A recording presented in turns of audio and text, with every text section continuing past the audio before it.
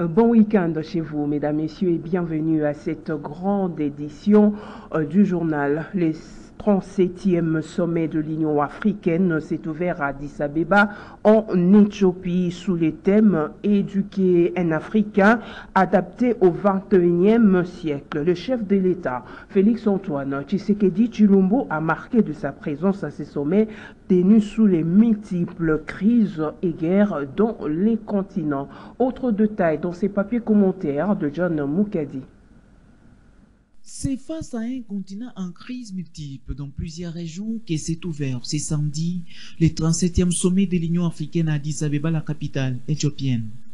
Les guerres au Soudan et en Libye, les violences à l'est de la République démocratique du Congo avec le Rwanda, le retrait de la CEDEAO du Burkina Faso, du Mali et du Niger, la crise politique au Sénégal et la situation humanitaire à la frontière entre l'Égypte et la bande de Gaza, voilà de quoi à redouter de l'avenir du continent le président de la Commission de l'Union africaine, Moussa Faki, dans son discours d'ouverture. Axé sur le thème l'éducation d'une Afrique adaptée, ce sommet a connu la présence de plusieurs chefs d'État et de gouvernement, dont Félix-Antoine Tshisekedi Tshilombo, président de la République démocratique du Congo. Les dirigeants africains veulent que l'Afrique pèse désormais dans les affaires du monde, d'autant plus que le continent est membre du G20 depuis septembre dernier. Rappelons qu'avant ces sommets, un mini-sommet extraordinaire s'est tenu vendredi 16 février sous la présidence de l'Angolais Joao Lourenço sur la situation sécuritaire dans l'est de la RDC. Un mini-sommet qui a évoqué les retours à un dialogue constructif et réconciliateur entre la RDC et le Rwanda, la cessation immédiate des hostilités, le retrait immédiat du M23 des zones occupées et le lancement du processus de cantonnement de ces mouvements. Lors de ces huis clos, Félix-Antoine Tshisekedi a rejeté en bloc l'hypothèse qui affirme que cette guerre est une invention de la RDC avant d'exprimer son souhait le plus ardent, celui d'avoir la paix, mais pas à n'importe quel prix. C'est en bilatéral que ce mini-sommet s'est clôturé ce samedi 17 février. La RDC a été élue membre du Conseil de paix et de sécurité de l'UA pour 10 ans.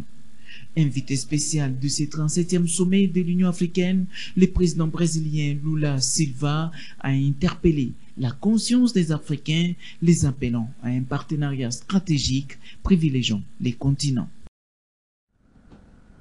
Et puis sachez également, un obus est tombé ce samedi 17 février 2024 à l'aéroport international de Goma aux petites heures. Et sinon, le porte-parole de l'armée au Nord Kivu, ce sont de drones de l'armée rwandaise qui visaient des aéronefs de FARDC qui ont lancé ces obus.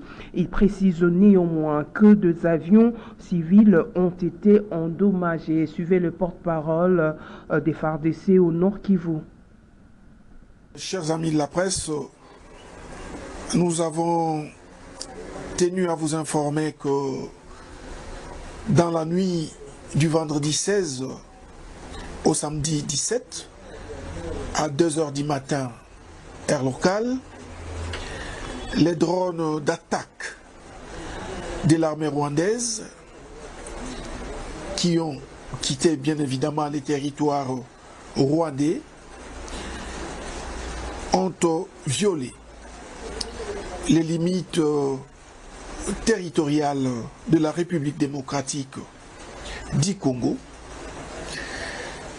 et ont visé les aéronefs de forces armées de la République démocratique du Congo au regard bien évidemment des trajectoires suivies par les tirs de ces drones. Mais cependant, nous vous informons que les aéronefs des forces armées de la République démocratique du Congo n'ont pas été touchés, mais c'est plutôt les avions civils qui ont été non seulement touchés, mais aussi endommagés. Et puis un militaire rwandais capturé par les forces armées de la République démocratique du Congo, FARDC, est passé aux aveux et appelle ainsi ses patriotes à se désolidariser du mouvement rebelle M23. Suivez. On m'appelle Ndayambaji Abouba. Chez nous, c'est au Rwanda. Je suis né à Kayonza. J'ai 22 ans. Je me suis fait enrôler dans l'armée rwandaise RDF en 2022. Je fais une formation d'une année avant de poursuivre l'autre formation. C'est en début de cette année 2024 que j'ai fini ma formation. Après notre formation, on nous avait pris et amenés au Congo pour venir combattre tous ensemble avec nos amis. Aussitôt arrivés dans les villages du Congo, les affrontements ont commencé et l'on a pilonné notre position. Nombreux parmi mes compagnons d'armes sont morts, mais par la grâce, je fuis et je me suis retrouvé dans une position de FARDC. Dans l'armée rwandaise, je le grade de private. Mon numéro matricule est 14 28 51. J'ai fait ma prise d'armes au début de l'année 2024. Beaucoup de mes frères d'armes ont été tués ici au Congo. Le message que je peux envoyer à mes frères au Rwanda est que nous étions partis au Congo pour faire la guerre aux côtés du M23. Mais beaucoup de nos hommes ont été tués. Maintenant, je ne sais pas où se trouvent mes compagnons d'armes, mais je sais que nombreux sont morts et d'autres ont pris de directions inconnues. Mes parents sont aujourd'hui au Rwanda. Ma sœur s'appelle Samira et ma maman s'appelle Chantal. Je voudrais leur dire que j'ai été capturé et je suis encore en vie. Si Dieu le voudra, on se reverra. Je voudrais dire aux Rwandais, mes frères, que venir au Congo pour se battre, c'est se tromper. Car y sortir vivant, c'est une chance qui n'est pas donnée à tout le monde. Je demande en tout cas au peuple rwandais de rester chez eux. Car toujours venir combattre au Congo, c'est s'égarer et venir mourir pour rien. Mes frères avec lesquels je suis venu au Congo, comme fidèles et autres, je voudrais préciser à leurs parents que ces amis qui sont leurs enfants sont morts. Que personne ne vous mente qu'ils sont encore en vie. Ils sont tous morts ici au Congo. La population du Nord Kivu a été appelée à la résistance face à la rébellion rwandaise sous couvert du M23 sur le sol congolais. L'appel est du vice-gouverneur, le commissaire divisionnaire Ekuka, qui pense que la population doit rester soudée et collaborer avec l'armée loyaliste. Suivez.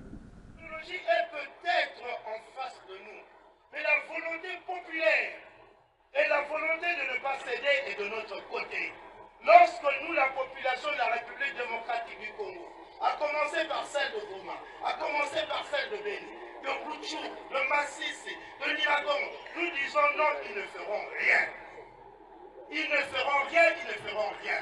Rappelez-vous, en 1997, il n'a fallu que de 9 mois pour qu'on nous rentre comme dans du beurre de l'Est de la République jusqu'à Kinshasa.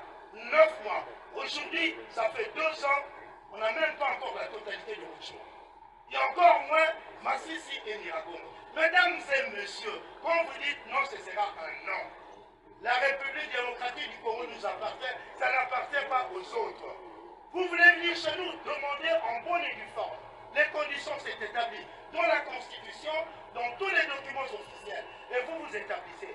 Quand vous voulez nous ravir notre terre, méchamment, militairement, nous vous dirons non. On ne peut pas récupérer une terre qui nous a été ravie méchamment par des courbettes, par des prières, par des génuflexions. Si c'est la guerre, nous allons faire la guerre. Et si nous allons mourir, nous mourrons tous ensemble. Vous m'entendez très bien.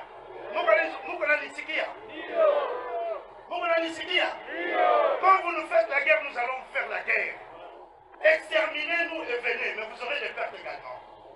Et quand vous vous établirez sur nos terres, vous verrez comment c'est difficile de gérer la République démocratique. Mesdames et messieurs, les enfants d'Israël, appelés à l'époque les Israélites, sont sortis d'Égypte pour gagner la terre sainte à Canaan. Mais ils ont fait 40 jours. pour y parvenir. Mais si vous y allez aujourd'hui, en 1 heure de voiture, vous quittez Caire et vous êtes à Jérusalem. Mais à l'époque, Dieu avait fait cela pour montrer combien c'était difficile. Combien c'était difficile de conserver sa terre, de la gagner, de la conserver et d'y vivre. Et aujourd'hui encore, quand je parle de l'Israël contre le Hamas, c'est la terre. L'ambassade de Rwanda à Kinshasa a dans un communiqué rejeté fermement les récentes allégations selon lesquelles 55 000 soldats ougandais auraient soutenu le rebelle de M23 dans le territoire de Rutshuru. En croire son chargé d'affaires, ces affirmations sont infondées et s'inscrivent dans un schéma de désinformation. Gisèle Etoko. L'ambassade de l'Ouganda à Kinshasa a fermement rejeté les récentes allégations selon lesquelles 5500 soldats ougandais auraient soutenu les rebelles du M23 dans le territoire de Rutshuru en République démocratique du Congo. En effet, dans un communiqué, l'ambassadeur Matata Twaha, chargé d'affaires à I, a déclaré que ces affirmations propagées en fin septembre 2023 sont infondées et s'inscrivent dans un schéma des informations. L'ambassade souligne que les accusations reposent sur des informations non vérifiées et ont été relayées par un prétendu conseil de la jeunesse du territoire de Rutshuru, dont l'existence reste incertaine. De plus, l'utilisation des vieilles photos de l'UPDF prises lors de son déploiement au sein de la force régionale de la communauté de l'Afrique de l'Est comme preuve de l'intervention récente en RDC est qualifiée de regrettable et non professionnelle. L'Ouganda a réaffirmé le respect des frontières et de l'intégrité territoriale de la RDC, soulignant que toute opération transfrontalière est menée en coordination avec le gouvernement congolais. L'UPDF est décrite comme une force professionnelle ayant participé à des opérations de paix dans la région du Grand Lac et sur le continent africain. Ces allégations ainsi que celles de septembre 2023 concernant la frontière de Busanza sont perçues comme une tentative de s'aimer la discorde entre les populations congolaises et ougandaises. L'ambassade a appelé à la prudence dans le traitement de telles informations et à recourir uniquement à des sources officielles pour obtenir des données crédibles. L'ambassade de l'Ouganda réaffirme son engagement envers une communication ouverte et une collaboration avec le gouvernement congolais. Elle souligne son soutien à l'opération conjointe contre les ADF au Nord Kivu, illustrée par le rapatriement conjoint des 50 ex-rebelles ADF après un processus de déradicalisation, dont la cérémonie officielle s'est déroulée le vendredi 26 janvier à Kassindi, dans le territoire de Béni. On parle autre chose à présent. 18 février 2006, l'ancien président de la République démocratique du Congo, Joseph Kabila, a promulgué la constitution de la RDC. C'est 18 février 2024, la loi fondamentale totalise 18 ans. Alors, que pense le Congolais à ce sujet? Maître Achille Kapanga, notable du Nord Kivu, estime certaines dispositions constituent un danger permanent et doivent être modifiées. Suivez. La constitution à 18 ans, c'est qu'elle est majeure. Si on peut prendre l'âge, quand on a 18 ans, c'est qu'on est déjà majeur. Cette constitution aurait certaines lacunes dans certaines de ses dispositions. Puisque quand on doit vous dire que vous devez céder certains de nos terres, par exemple, pour un intérêt, soit général, africain ou bien international, c'est exposer notre État. Je pense que nous ne devons pas accepter qu'il y ait des dispositions dans notre Constitution qui piègent l'État congolais, qui sont des dangers permanents pour notre pays. Nous devons éviter ça. Donc s'il faut revoir la Constitution, il y a certains aspects où on doit réfléchir ensemble pour que les droits, et non seulement des citoyens congolais, mais du patrimoine national soient protégés. Il y a certaines dispositions qui sont des dangers permanents dans notre Constitution qu'il faut changer, qu'il faut modifier. Ce n'est pas dire qu'on doit modifier toute la Constitution, mais il y a certaines dispositions qui nécessitent des modifications compte tenu du venin dangereux qui est contenu dans ces dispositions-là. Même si je ne parle de disposition à tête, mais j'ai cité parmi tant d'autres la disposition qui nous amène vers la cession d'une partie de notre terre pour des causes d'intérêt peut-être national ou international, c'est un peu dangereux. Rendons-nous à présent dans la commune de Ngaliema où le bureau d'âge du conseil communal de cette municipalité a été installé officiellement par les chefs de bureau chargés de la décentralisation. Il a pour président Ferdinand Yangayayi et Corée. Autre détail avec Onésime Tingani.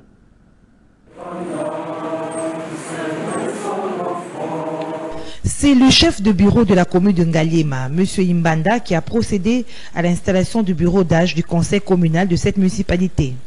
Nous nous acquittons de l'agréable devoir de saluer et de souhaiter la bienvenue à nos élus à qui nous présentons nos félicitations les plus cordiales et demandons de bien vouloir prendre chacun leur dossier via le secrétariat communal en vue de faciliter les formalités conduisant à l'installation du bureau provisoire dont les conditions fixées par la loi électorale dirigée par les doyens d'âge, assistés de 2 conseillers les moins âgés. Le président du bureau d'âge est là, suivi par les 2 Benjamin qui vont faire aujourd'hui l'office du bureau d'âge. Devant le représentant de l'État, je vous passe le bâton de commandement.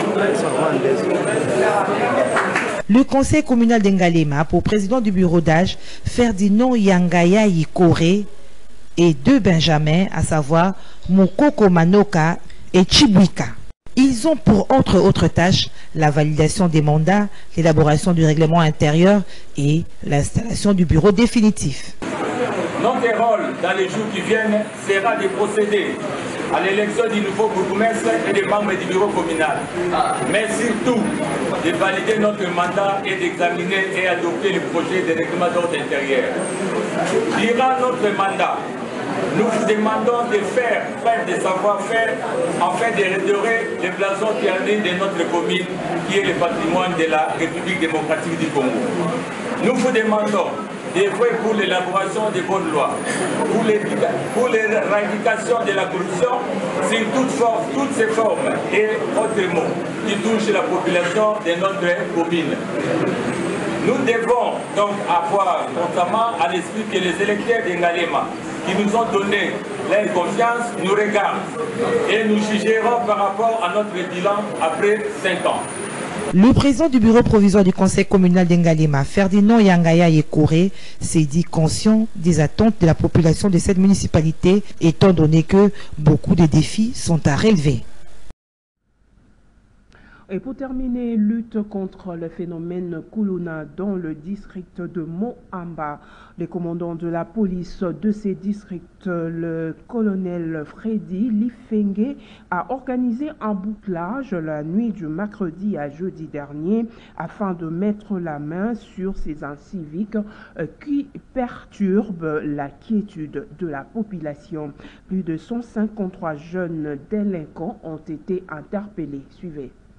C'est pour mieux identifier ces inciviques communément appelés Kuluna dans le cadre de lutte contre l'insécurité que les commandants de la police du district de Moamba, le colonel Freddy Lifenge, a initié cette opération de bouclage la nuit du mercredi 14 février au jeudi 15 février 2024 dans les communes de Limete, Ngaba, Kisenso et Matete. Lors de cette patrouille nocturne, des policiers déployés sur terrain ont fait des porte-à-porte sur plusieurs avenues pour dénicher ces hors-la-loi qui perturbent la quiétude des paisibles citoyens. Plus de 153 jeunes délinquants ont été interpellés. Dès le jour où, parmi vous, vous venez me voir au bureau, dire qu'à tout mon colonel, c'est notre avenue. Le monsieur là qu'on appelle exaucé, il habite telle avenue, tel numéro. Si vous l'arrêtez, c'est notre avenue, nous avons la paix. Nous avons besoin des gens pareils, de venir nous voir au bureau. Ce bureau ici, c'est pour vous. Et vous savez, bureau au monde est pour la bino. Tolingi qui y a, ça va pas capter la bino. Mon Dieu, là. Le colonel Freddy Lifenge, commandant de la police dans le district de Moamba, appelle la population à accompagner leurs efforts en dénonçant ces malfaiteurs. beaucoup coopérer na police ya bino. Police ya bino. Nazo ba pona bato baza ba innocent. Boye bokozonga boko de pesa mbela message na bo batikali. Que désormais toyokana na venir la biso nous les à la terre. Moi na mabe il faut tout dénoncer. Vous avez compris? Notez que parmi les interpellés, les innocents ont été libérés à l'immédiat.